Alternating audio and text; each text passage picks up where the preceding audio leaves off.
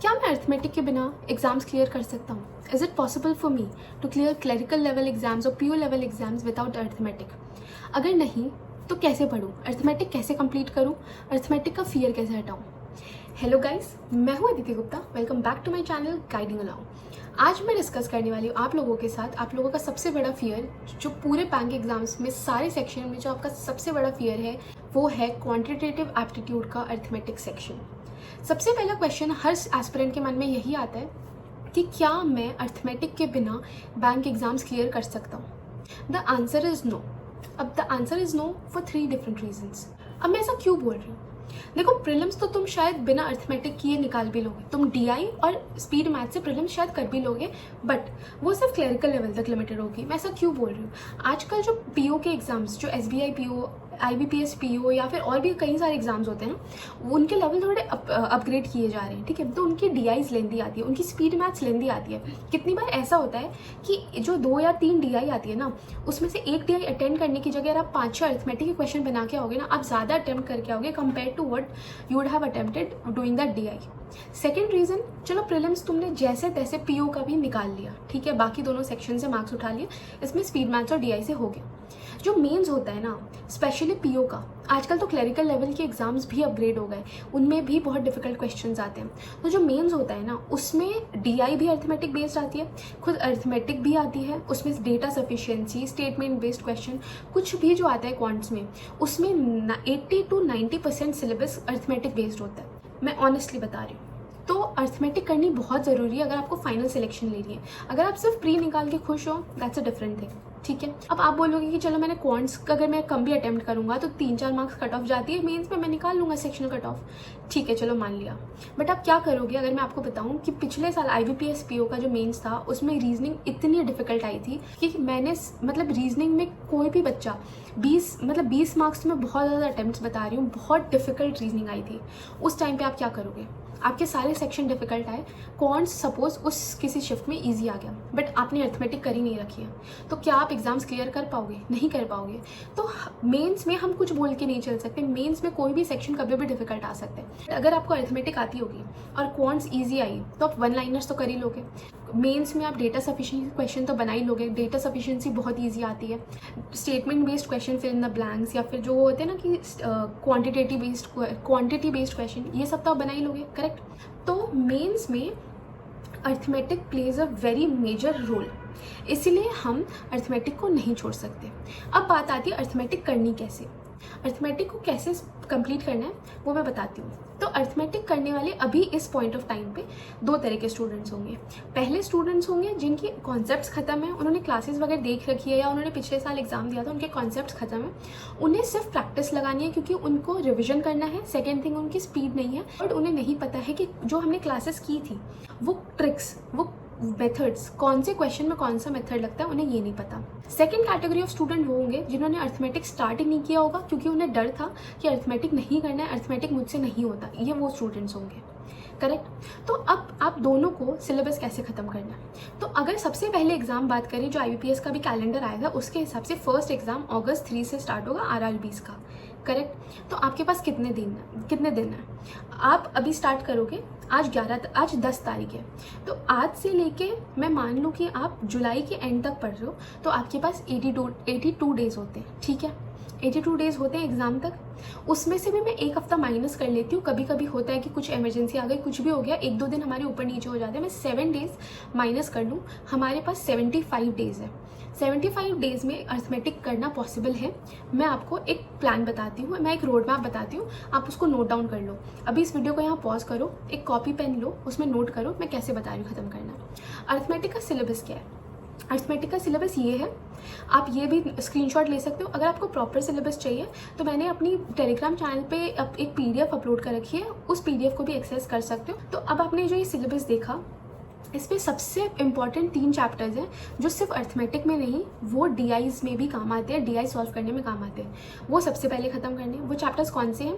Percentages, ratios and averages, ठीक है? ये तीनों ख़त्म करने हैं हमें, ठीक है?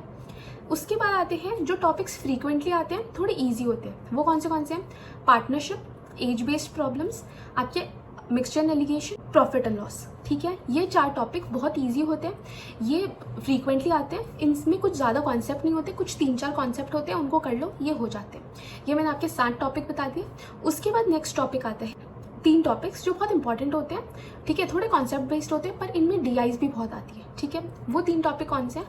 Time and work. Time and work में आप पाइप्स एंड सिस्टर्न्स को भी काउंट करोगे। उसके अलावा आता है आपका टाइम स्पीड डिस्टेंस, इसमें ट्रेन बेस्ड क्वेश्चन, जो कार्स एंड बसेस वाले, बोर्ड्स एंड स्ट्रीम्स, सब इसमें आता है। रेस वाले क्वेश्चन भी इसमें आते हैं।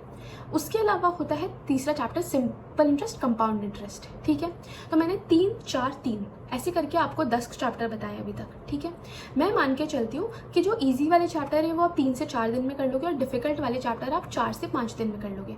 तो मैं अगर 4 दिन का एवरेज लूँ हर चैप्टर को मिला के, तो 4 × 10 40 डेज में आपके ये सारे 10 के 10 चैप्टर खत्म हो जाएंगे। आपका मेजॉरिटी सिलेबस खत्म हो गया। ठीक है, प्रीलिम्स की अर्थमेटिक तो आपने कर ही ली। ठीक है, इसके अलावा बचेंगे आपके पास कितने दिन? 75 डेज में से आपने 40 दिन खत्म कर दिए, 35 डेज बच रहे। 40 दिन में अगर आपने पूरा कॉन्सेप्ट्स खत्म किए हैं, 35 डेज में आप रिविजन तो आराम से कर ही लोगे। इन 40 दिनों में आपने क्लासेस भी की, प्रैक्टिस भी की। कैसे करेंगे? 4 दिन अगर पर सब्जेक्ट चैप्टर दे रहे हो, 2 दिन आप क्लास करो, 2 दिन आप उसके प्रैक्टिस सेट्स लगाओ। प्रैक्टिस सेट्स कैसे लगाते हैं? आप क्लासेस देख ली, क्लासेस के बाद उसके बेसिक टू एडवांस लेवल के सारे क्वेश्चन कर लो। रिसोर्सेज में एंड में बताऊंगी कहाँ से आप कर सकते हो। ठीक है, ये हो गई क्लासेस करने का तरीका फर्स्ट 40 डेज में। इसमें आपने अपना पूरा अर्थमेटिक खत्म कर दिया। 3 टॉपिक बचे, वो भी बताऊंगी कैसे करने हैं। अब आते हैं नेक्स्ट 35 डेज में। इसमें आपको क्या करना है? आपने जो 10 चैप्टर खत्म कर लिए ना, उनको 3-3 करके उठाना है। ठीक है, 3-3 दिन पर चैप्टर करके उठाना है। 30 दिन लगेंगे। उसमें क्या करना है? एवरी 3 डेज, फर्स्ट डे आप एकदम बेसिक लेवल के क्वेश्चन करोगे, सेकेंड डे उस चैप्टर के मॉडरेट लेवल के क्वेश्चन करोगे, थर्ड डे आप एकदम एडवांस लेवल के mains, SBI PO mains level के क्वेश्चंस करोगे। ऐसे करके 3-3 दिन आप हर टॉपिक को रिवाइज करोगे। ठीक है, ये हो गया आपका 75 डेज का प्लान, जिसमें आपने कॉन्सेप्ट्स भी खत्म किया, आपने रिविजन भी किया है। ठीक है, इसमें हमने क्योंकि 82 डेज को 75 किया था, तो अगर आपके 3-4 दिन 5-6 दिन ऊपर नीचे भी होते हैं ना किसी कॉन्सेप्ट को खत्म करने में, कोई दिक्कत नहीं है, हमारे पास एम्पल अमाउंट ऑफ टाइम है। ठीक है, बस अब हमें टाइम वेस्ट नहीं करना है, अब अच्छे से पढ़ने लग जाना है। अब बचते हैं 3 टॉपिक और। कौन से हैं? Mensuration, probability, permutation, combination. ये 3 ऐसे टॉपिक है जो जनरली प्रीलिम्स में नहीं आते। अगर आते भी है ना PO लेवल एग्जाम्स में, तो बहुत डायरेक्ट 1 लाइनर क्वेश्चंस आते हैं।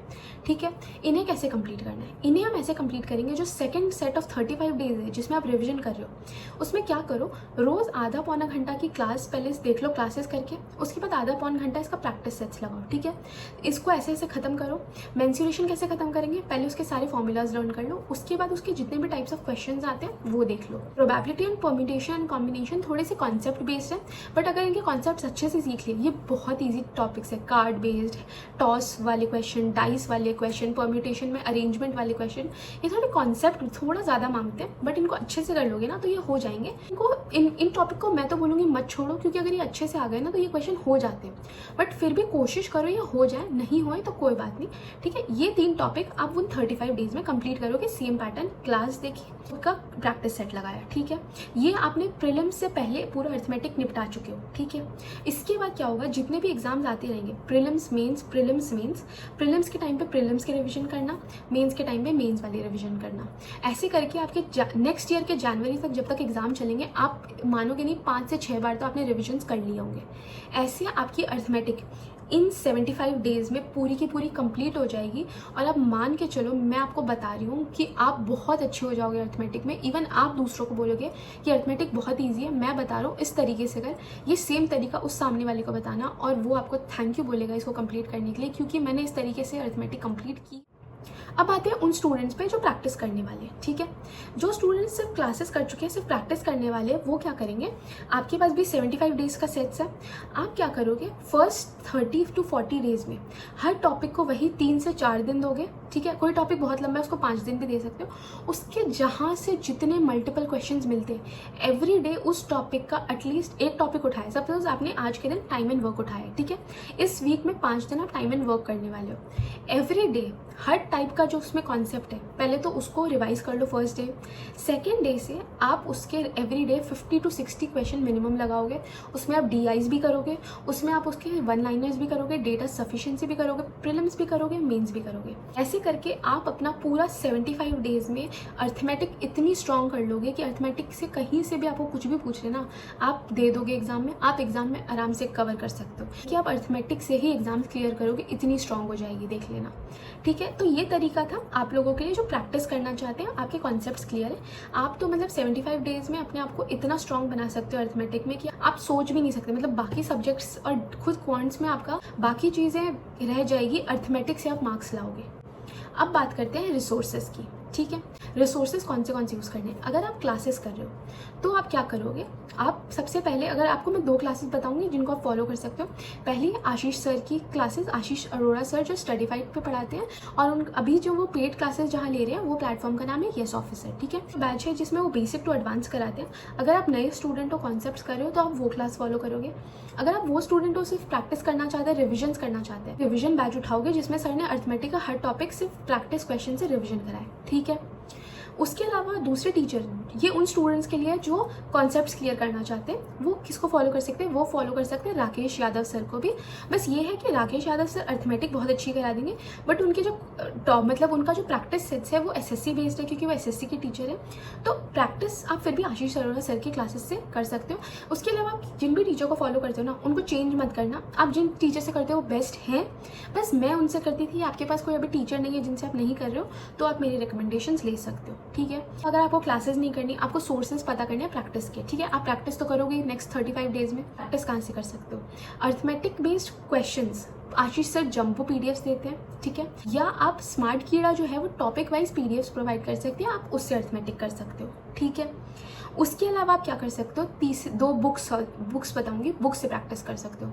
बुक्स कौन सी होगी, या तो आप क्वांटा बुक ले लो आशीष सर की, या आप ले लो SK वर्मा। ठीक है, इन दोनों में से कोई भी बुक ले सकते हो, इससे आप पूरी की पूरी अर्थमेटिक क्लियर कर लोगे। एक बुक और है टेक्स्ट बुक की, 4000 क्वेश्चन की बुक्स आती है, वो हर सब्जेक्ट पे आती है, इसकी भी आती है। वो सिर्फ प्रैक्टिस स्पेसिफिक बुक ही है। S चांद और टेक्स्ट बुक ने शायद आई थिंक कोलैबोरेशन करके इन दोनों की बुक है, उसको आप परचेज कर सकते हो। तो ये कुछ सोर्सेज है जिनको आप फॉलो कर सकते हो क्वांट्स की प्रैक्टिस करने के लिए। ये तो आप समझ गए कि अर्थमेटिक क्यों ज़रूरी है। अर्थमेटिक नहीं छोड़नी है। जो भी आपको बोल रहा है कि अर्थमेटिक के बिना हो जाएगा, सबसे पहले तो वो देखना बंद करो। मैंने बहुत सारे एग्जाम्स दिए हैं, मैंने बहुत लोगों से एक्सपीरियंस से सुना है, अर्थमेटिक जो लोग कर लेते हैं उनके लिए एग्ज़ाम्स बहुत ईजी हो जाते हैं और उसी से एग्ज़ाम क्लियर होगा। अर्थमेटिक तुम नहीं छोड़ सकते। ठीक है, तो आई होप आपको मैं सब हेल्प कर पाई हूँ, मैं आपको बता पाई हूँ कि अर्थमेटिक कैसे करते हैं। अगर आप इस स्ट्रैटेजी को फॉलो करते हो डिलीजेंटली, तो 75 डेज़ के बाद आई गारंटी यू कि आप बहुत अच्छे से, बहुत कॉन्फिडेंटली अर्थमेटिक कर पाओगे। हर एग्ज़ाम में अर्थमेटिक अच्छे से अटेम्प्ट करके आओगे। इस तरह से अर्थमेटिक पढ़ो। 75 डेज़ हैं आपके पास। अब 75 डेज़ हमें कोई टाइम वेस्ट नहीं करना है, हमें अपनी प्रिपरेशन बहुत स्ट्रॉन्ग करनी है। ठीक है, तो आज की वीडियो के लिए इतना ही था। Thank you so much for watching this video. अगर आपको ये वीडियो अच्छी लगी हो तो लाइक करना, अपने दोस्तों के साथ शेयर करना जिन्हें इन अर्थमेटिक में सेम टाइप का फियर है, और चैनल को सब्सक्राइब ज़रूर करना। Thank you.